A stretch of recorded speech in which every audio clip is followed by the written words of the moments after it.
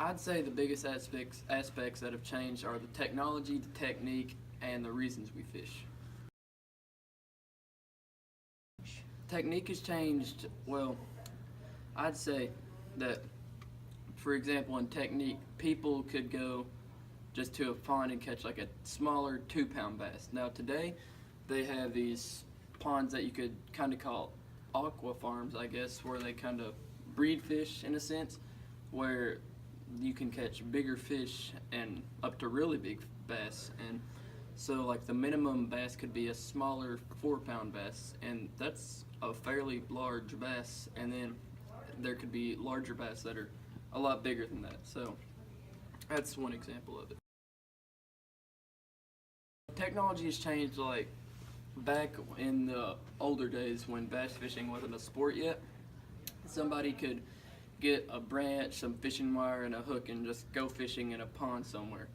Now, today the technology has changed really. For using that example, now we have fishing poles that are made out of aluminum alloy metals, stronger metals, things like that, and they're just really advanced, and that's the biggest way I'd say technology has changed. The reasons for bass fishing have changed is, like I said, there's the one, it became a professional sport, but people, they used to just catch them and they could use them as like trophies, things to show off, things like that.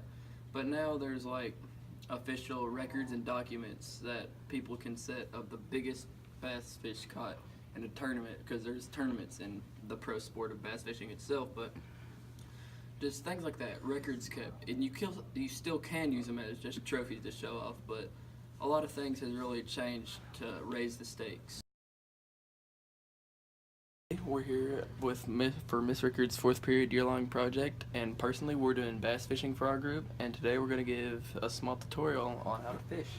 So we have this large bass out here, and the object of fishing is to cast your line out and try to catch that fish. So I'll give you a small, somewhat tutorial on how to do that. So you take your fishing pole. It doesn't really matter if it's with a reel or anything. It could be a pole like this that you made yourself. But you take your line, and somehow for this purpose, we're just throwing it out there, grabbing it by the hook. Don't do that. It's not really safe. But so the idea is to cast it out and bring it back, and so the fish will latch onto it, and you can pull and pull in, so the fish will come into you. Then you can reach down and pick up the fish, and that's just the basis of bass fishing.